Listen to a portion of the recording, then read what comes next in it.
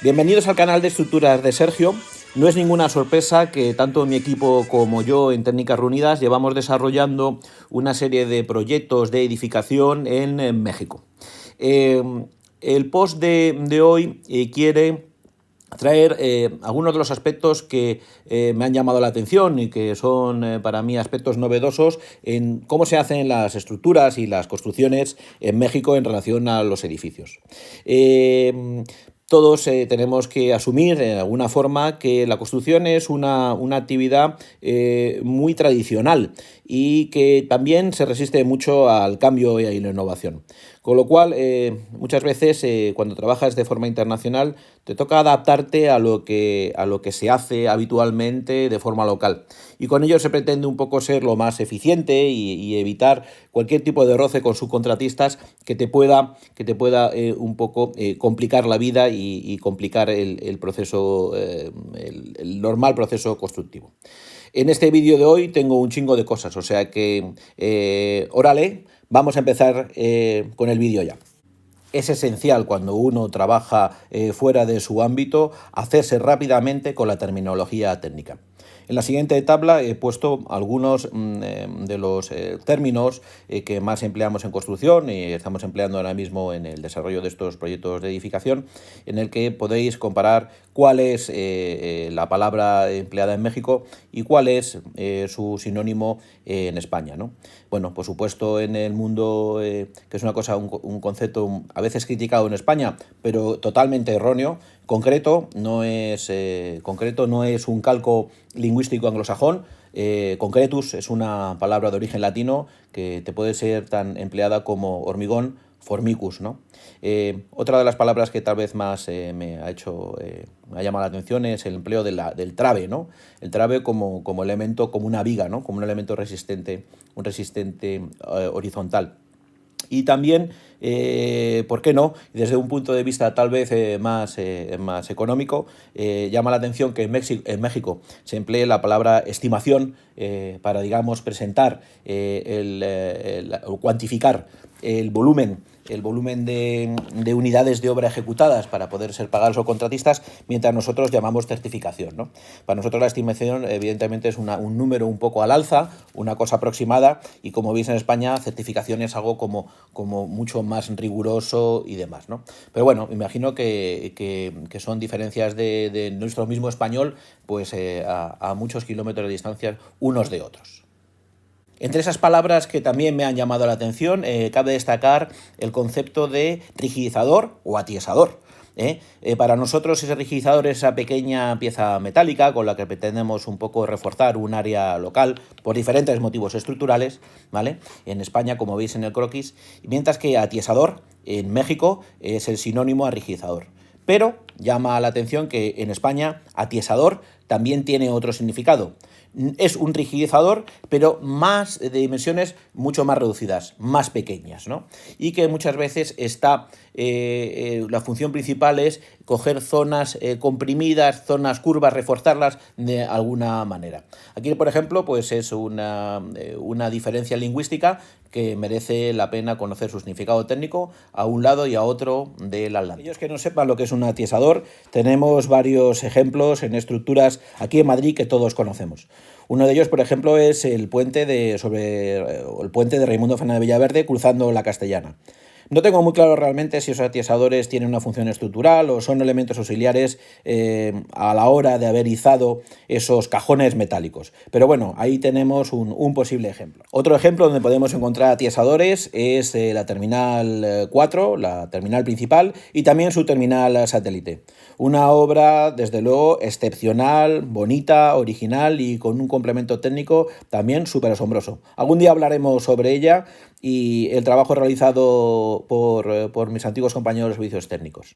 Aquí os fijáis, ¿no? En la terminal podéis ver esos atiesadores que además coinciden con la parte curva, ¿no? Se intenta un poco reforzar, yo creo que se intenta reforzar un poco esa concentración de tensiones que puede haber por el efecto de compresión del ala, ¿no? O sea que si prestáis atención al terminal 4, seguro que tanto en diferentes colores encontraréis estos elementos de rigidez. Otro término técnico también muy curioso que he aprendido en México. el famoso dentellón, ¿no? Tiene varios usos, varias aplicaciones. Dentellón puede ser, por ejemplo, el tacón que empleamos en los muros de contención de tierras, ¿no? Para evitar su deslizamiento. También ese dentellón puede ser ese regrueso que hacemos a las soleras para poder arrancar con más estabilidad cualquiera de las fábricas de bloques con la que se hacen las fachadas exteriores y las particiones o tabiquerías de cada edificio. Un término también muy empleado en México. Siempre es fundamental adaptarse, como hemos comentado, a no solo a la terminología, sino también a la normativa, que evidentemente estamos obligados a emplear como cualquier otro técnico que trabaje en un determinado ámbito o región. Estoy realmente encantado con un texto mexicano que se llama Normas Técnicas Complementarias de la Ciudad de México. Un texto que trata muchos ámbitos, tanto las acciones a considerar en los edificios, como el diseño de hormigón, el diseño de acero, de mampostería o de estructura mixta. Es una norma en la que yo creo que al final condensamos varias, o por lo menos los materiales o las diferentes tipologías estructurales. Y la verdad es que resulta de mucha ayuda, porque en un mismo texto pues puedes tener resueltas cualquiera de las cuestiones que tengas que resolver. Habitualmente que intentamos en las normas vamos a un sentido contrario, ¿no? A muy especiales y un gran número de textos individualizados y muy especializados, ¿no? Tal vez deberíamos pensarnos un poco en términos de especialización y practicidad, ¿no? Y sinceramente estas normas técnicas complementarias para mí han sido un gran descubrimiento y un gran aporte de conocimiento.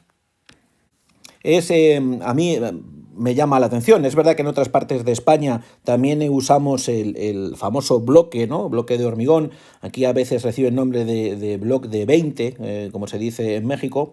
Y pues toda la albañilería en muchas ocasiones está desarrollado con esta tipología, ¿no?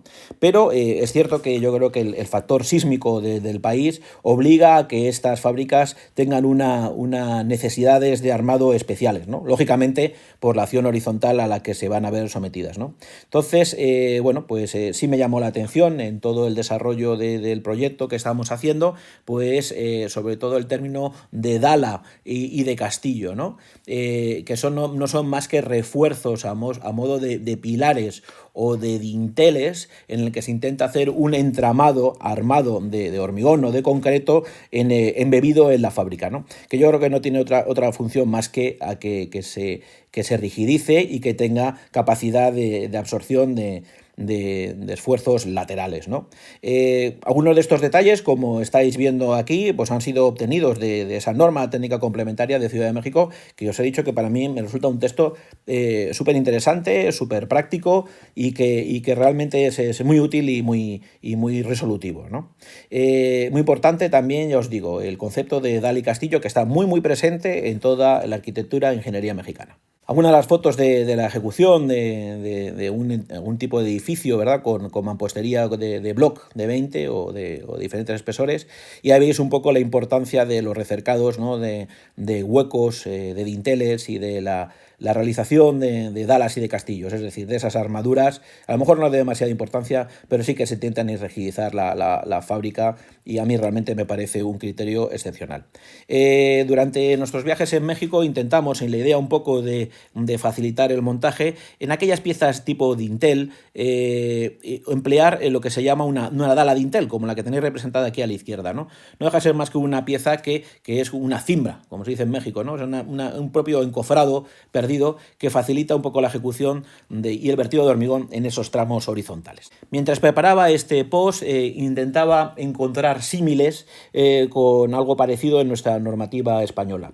La antigua, o tal vez sí, la caída en desuso, ¿no? Normas tecnológicas de la edificación, las NTEs, pues tienen un apartado dedicado a la fábrica de bloques, donde evidentemente seguimos encontrando los mismos conceptos que que sí se usan o sí se siguen usando con mucho rigor en México, ¿no? Al final veis claramente que tenemos piezas de Intel, esas piezas en U, ¿no? Para hacer esos dinteles, ¿no? Y también pues, la generación, ¿no? De un entramado de elementos horizontales y verticales de hormigón armado para rigidizar las fábricas, ¿no? Y que de alguna forma pues, tendrían que estar conectados tanto a cimentación como a los elementos resistentes de la estructura.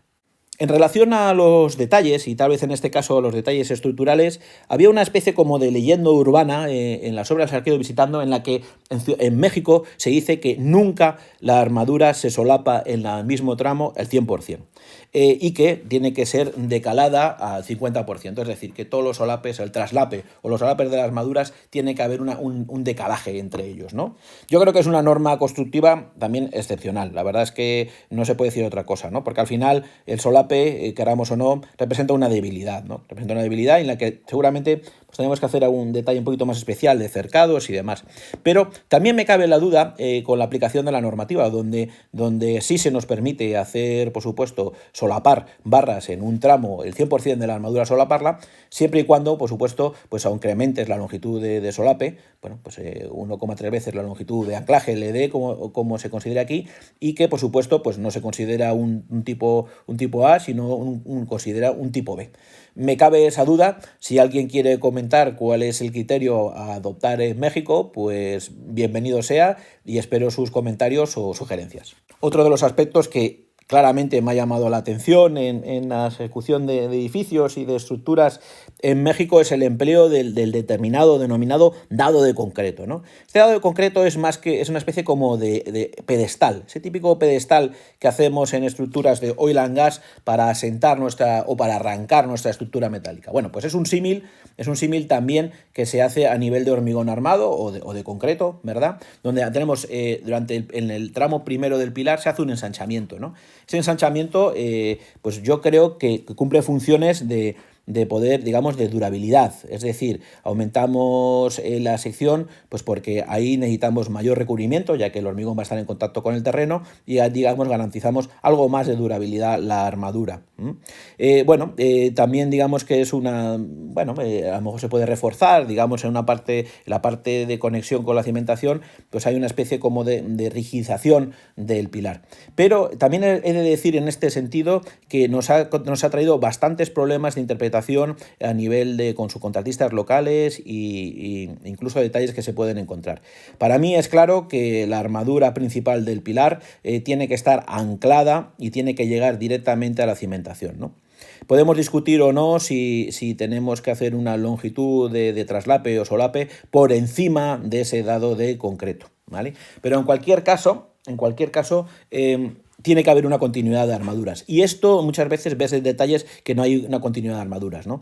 Que hay una armadura doble en el propio dado, en las caras del dado, y que luego de alguna forma u otra, muchas veces con dificultad, pues o bien se anclan las armaduras dentro del plinto y arrancan hacia arriba del pilar.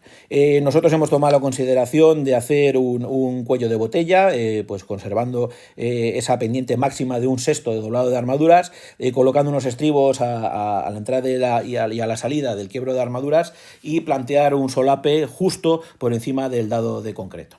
Bueno, llegamos al final de este post. La verdad es que México es un país chingón como el solo, de gente amable y un país con una riqueza cultural asombrosa y una potencialidad, yo creo que sin límites, ¿no? No mucho más que añadir a este post. Recordarte que si te gusta este tipo de contenido, por favor que te suscribas, que le des a la campanita y que compartas tanto este canal de estructuras con tus compañeros, colegas de trabajo, etcétera, y que también tenéis disponible un montón de documentación técnica en mi perfil de LinkedIn, que aquí podéis ver en la pantalla. Sin estirar mucho más el chicle, ¿verdad? Nos vemos en una próxima ocasión. Un abrazo muy fuerte a todos.